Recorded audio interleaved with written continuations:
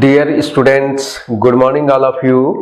आज हम लोग कक्षा 10वीं के सामाजिक विज्ञान विषय का पाठ 7 प्रथम विश्व युद्ध, जिसके बारे में हमने उसके कारण, उसके घटनाक्रम और उसकी सामान्य जो भूमिका है उस पर हम लोगों ने पिछले कालखंड में विस्तार पूर्वक चर्चा किया था।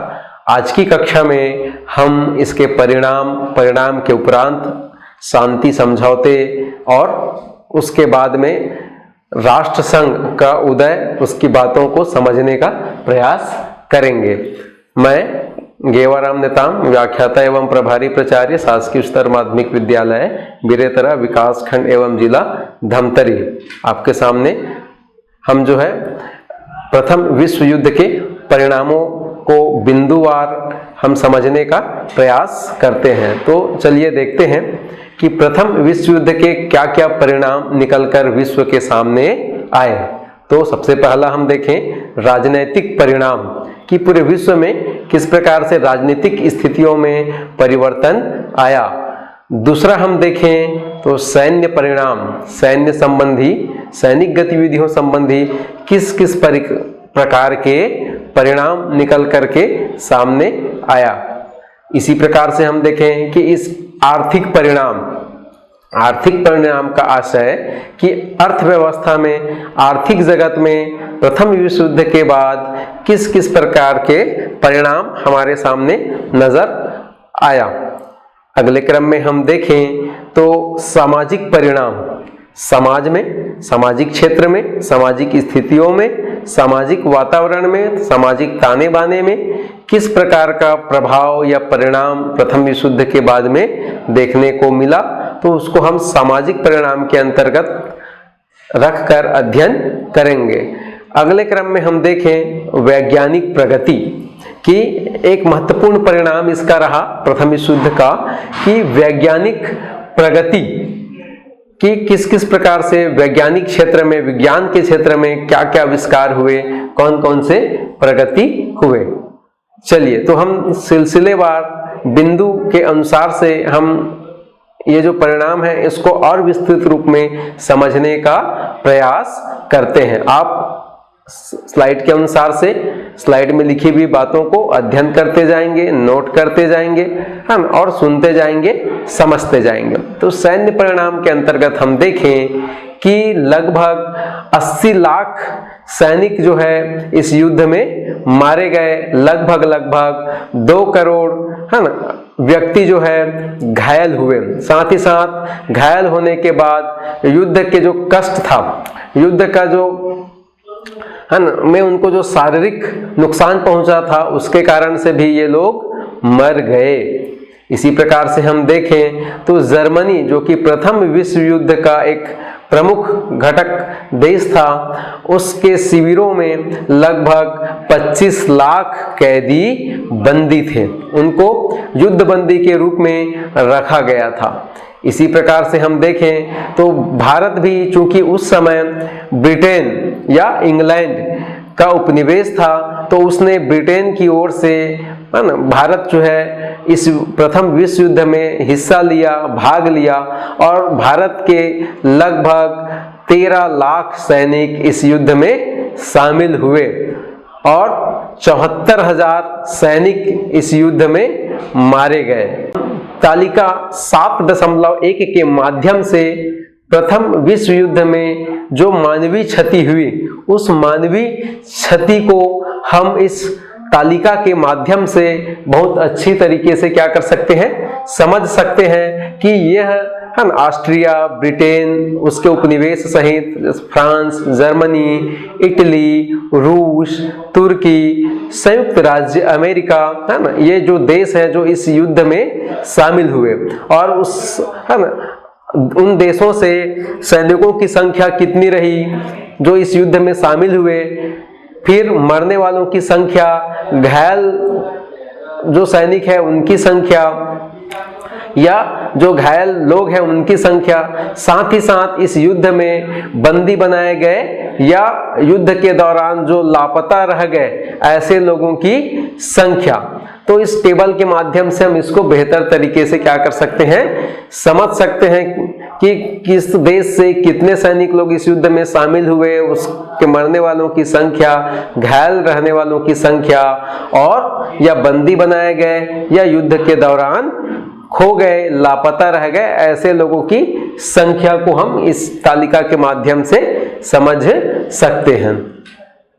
चलिए अगले इसके परिणाम की ओर हम चलते हैं। तो इसके परिणाम में हम देखें राजनीतिक परिणाम, अर्थात कि इसने इस विश्व में कौन कौन से राजनीतिक क्षेत्र में क्या क्या प्रभाव छोड़ा या क्या क्या बदलाव देखने को हमको मिलता है। तो पहला हम देखें इस राजनीतिक परिणाम के अंतर्गत कि साम्राज्य का अंत, ऐसे बहुत सारे जो साम्राज्यवादी देश थे, तो उन साम्राज्यवादी देशों के साम्राज्य का क्या होते गया, समापन होते गया, अंत होते गया, उसके वो उपनिवेश जो है ना, समाप्त हो गए। तो ये पहला राजनीतिक परिणाम निकला। इसी प्रकार से हम देखें तो विश्व के मानचित्र में परिवर्तन हमको देखने को मिलता है। अगले हम है ना स्लाइड में हम उसको देख सकते हैं बाद में, है ना। तो विश्व मानचित्र में परिवर्तन कि बहुत सारे जब उपनिवेश है ना उसके साम्राज्यवादी देशों से अलग हुए, टूटे, तो विश्व के मानचित्र में, नक्शे में हमको बहुत ज्यादा बदलाव या परिवर्तन देखने को मिलता है। इसी प्रकार से अगला है सोवियत संघ का उदय।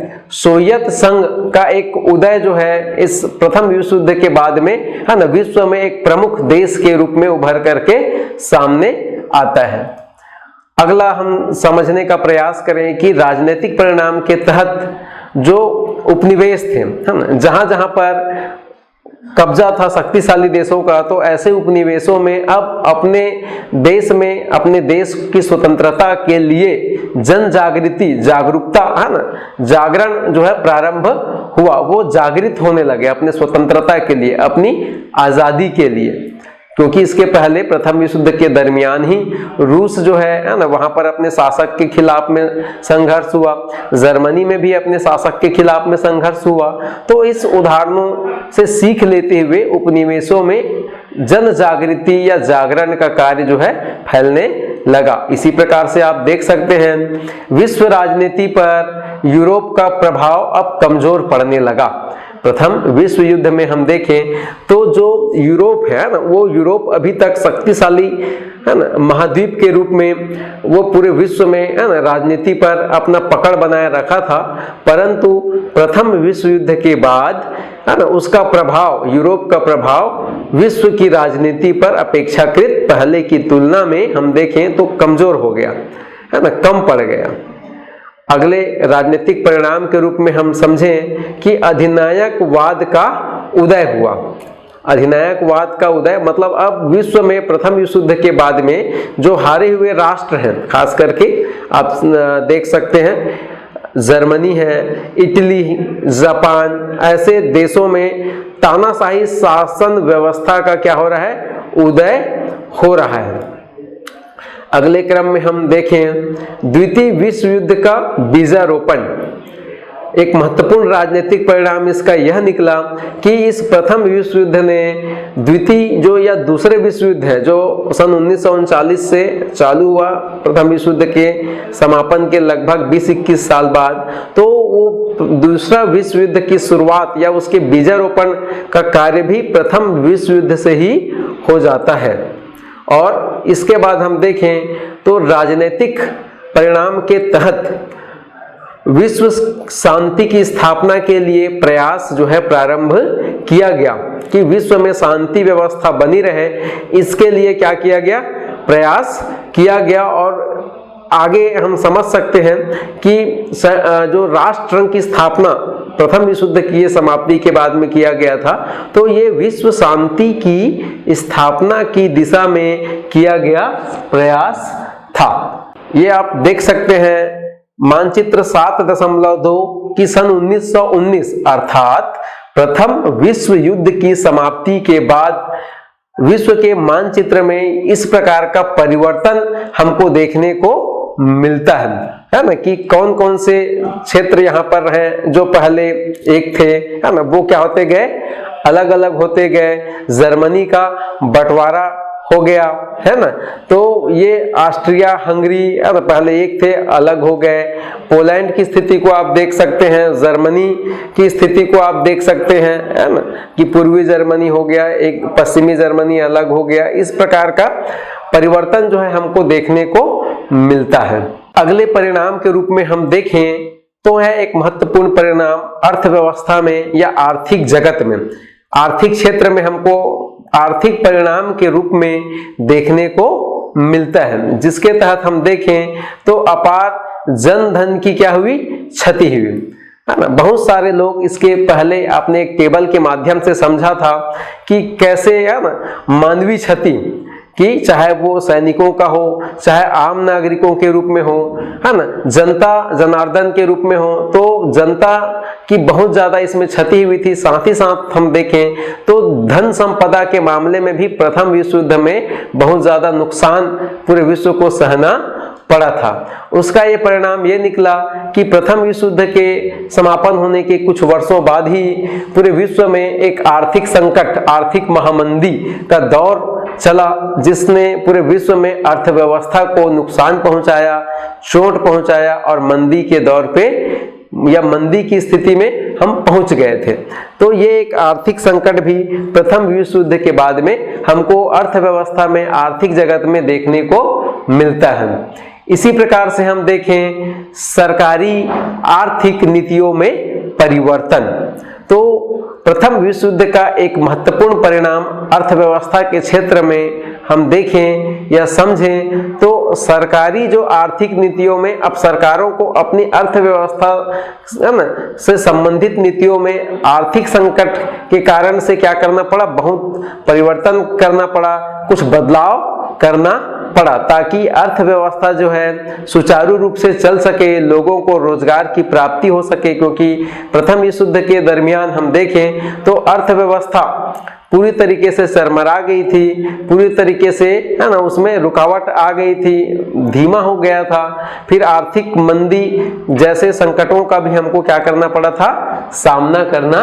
पड़ा था। चलिए हम अगले क्रम पे देखें तो अगले क्रम पे हम समझने का प्रयास करते हैं सामाजिक परिणाम। तो सामाजिक परिणाम के अंतर्गत हम समझ सकते हैं कि नस्लों की समानता, समाज में, सामाजिक क्षेत्र में क्या परिवर्तन देखने को मिला। तो अब नस्लों की समानता अर्थात, है ना, जो नस्ल भेदभाव चलता था प्रथम विश्व युद्ध के दरमियान, तो वो या प्रथम विश्व युद्ध के पहले विश्व में, तो अब वो नस्लों की समानता पर जोर दिया जाने लगा, वर्ग समानता पर जोर दिया जाने लगा। समाज में अब समानता का भेदभाव लाने का प्रयास किया गया था। इसी प्रकार से हम देखें कि सामाजिक रूप में जनसंख्या की क्षति हुई, एक बहुत बड़ा मानवीय संसाधन की क्षति हुई, चाहे वो घायल हुए, चाहे वो उनकी मृत्यु हुई हो, चाहे वह जो है लापता हुए हों। तो ऐसी स्थिति में मानव जो समुदाय है, जनसंख्या जो है, उसका नुकसान पूरे विश्व को उठाना पड़ा था। एक महत्वपूर्ण सामाजिक परिणाम हम देखें तो स्त्रियों की स्थिति में सुधार, जो महिलाएं हैं उन महिलाओं की स्थिति प्रथम विश्व युद्ध के पहले और प्रथम विश्व युद्ध के दरमियान उतनी अच्छी नहीं थी, लेकिन सामाजिक परिवर्तन जो है, जो हमको देखने को मिला प्रथम विश्व युद्ध के बाद, तो स्त्रियों की स्थिति में क्या किया गया, सुधार। स्त्रियों ने अपने अधिकारों के लिए, है ना, संघर्ष करना सीख लिया था, अधिकारों के लिए आवाज उठाना उन्होंने चालू कर दिया था। तो उसके कारण से स्त्रियों की स्थिति में सुधार आया। इसी प्रकार से अगला जो महत्वपूर्ण सामाजिक क्षेत्र में परिवर्तन हमको जो देखने को मिलता है वह है मजदूर या श्रमिकों की स्थिति में परिवर्तन या सुधार। प्रथम विश्व युद्ध के दरमियान जो मजदूर वर्ग है, जो श्रमिक वर्ग है, उसको बहुत ज्यादा कठिनाइयों, बहुत ज्यादा, है ना, समस्याओं से जूझना पड़ा था। तो प्रथम विश्व युद्ध के बाद मजदूरों की स्थिति में सुधार के लिए क्या किए गए, प्रयास किए गए, उसकी स्थितियों को बदलने के लिए प्रयास किया गया। तो मजदूरों की स्थिति में सुधार का कार्य जो है प्रथम विश्व युद्ध का एक महत्वपूर्ण सामाजिक परिणाम के रूप में हम समझ सकते हैं, देख सकते हैं। फिर हम देखें तो सामाजिक क्षेत्र में अब एक महत्वपूर्ण बदलाव ये हुआ कि पूर्व की जो सामाजिक मान्यताएं हैं, पूर्व की जो सामाजिक धारणाएं हैं, उस सामाजिक धारणाओं, उस सामाजिक मान्यताओं में क्या हुआ, बदलाव हुआ। क्योंकि अब विश्व जो है विज्ञान के युग में प्रवेश कर चुका था। वैज्ञानिक विचारधारा, वैज्ञानिक सोच, वैज्ञानिक क्रांति, वैज्ञानिक आविष्कार के दौर को देख चुका था। तो इस शिक्षा है ना के महत्व को समझ चुका था। तो उसके कारण से अब पूर्व की जो सामाजिक अवधारणाएं थी, सामाजिक जो मान्यताएं थी, इसमें बदलाव हुआ। चलिए हम अगले क्रम में समझने का प्रयास करते हैं। ये तो हुआ कि प्रथम विश्व युद्ध का क्या परिणाम हमको देखने मिलता है ना। तो हम समझ रहे थे, इसी कड़ी में हमने ये समझने का प्रयास किया कि वैज्ञानिक प्रगति भी हुई। ये एक महत्वपूर्ण एक परिणाम है प्रथम विश्व युद्ध का, कि अभी तक हमने ये देखा कि सामाजिक क्षेत्र में, आर्थिक क्षेत्र में, राजनीतिक क्षेत्र में, है ना, किस प्रकार से ये प्रथम विश्व युद्ध का परिणाम हमको देखने को मिलता है। ठीक इसी प्रकार से विज्ञान के क्षेत्र में, साइंस के क्षेत्र में भी बहुत ज्यादा परिवर्तन, बहुत ज्यादा है ना जो है बदलाव या प्रगति, विकास हमको देखने को मिला। कि प्रथम विश्व युद्ध के दरमियान जो तकनीक इस्तेमाल में लाया गया, जो औजार इस्तेमाल में लाया गया, तो उस औजारों में, उस हथियारों में आप देख सकते हैं कि विज्ञान के माध्यम से जो नए नए आविष्कार हमारे सामने आए थे, चाहे वो मशीन गन हो, चाहे तोप हो, टैंक हो, पनडुब्बी हो, जहरीली गैस हो, विषैली गैस हो, रेलगाड़ी, विमान या अत्याधुनिक जो हथियार है, नए तकनीक है, इसका क्या किया गया, इस्तेमाल इसमें बहुत ज्यादा रूप में किया गया। ठीक इसी प्रकार से विज्ञान के क्षेत्र में हम देखें तो चिकित्सा एवं स्वास्थ्य क्षेत्र में भी वैज्ञानिक प्रोत्साहन के माध्यम से, है ना, जीवन रक्षक जो टीकाकरण है, दवाइयां हैं, इसका क्या हो गया, इसका विकास किया गया, इसका जो है ना इस्तेमाल किया गया। क्योंकि जब युद्ध चल रहा था तो उस दरमियान घायल लोगों की सेवा करने के लिए, है ना, हमको चिकित्सा की आवश्यकता थी, स्वास्थ्य सुविधाओं की आवश्यकता थी। तो ऐसे समय में विज्ञान के माध्यम से जो जीवन रक्षक जो दवाइयां हैं, टीकाकरण है ना, तो इसका हमको इस युद्ध के बाद में हमको पता चला। इस युद्ध के दौरान भी हमको ये चिकित्सा हो, चाहे स्वास्थ्य क्षेत्र की बात हो, उसको हमने क्या किया, इस्तेमाल में लाया। तो यह वैज्ञानिक प्रगति भी एक महत्वपूर्ण परिणाम के रूप में है प्रथम विश्व युद्ध का। चलिए आगे क्रम में हम चलें तो आगे क्रम में हम एक शांति समझौते को समझने का प्रयास करेंगे। तो शांति समझौते को जब हम समझने का प्रयास करेंगे तो प्रथम विश्व युद्ध का जो परिणाम निकल करके सामने आ रहा था, तो उस परिणाम के तहत प्रथम विश्व युद्ध को रोकने के लिए, उसको समाप्त करने के लिए विद्वानों के द्वारा, इस समय के जो राजनीतिज्ञ लोग थे उनके द्वारा प्रयास किया जा रहा था। तो इस प्रयास को हम अगली हमारे जो कालखंड है उस कालखंड में हम स्लाइड के माध्यम से हम उसको समझने का प्रयास करेंगे।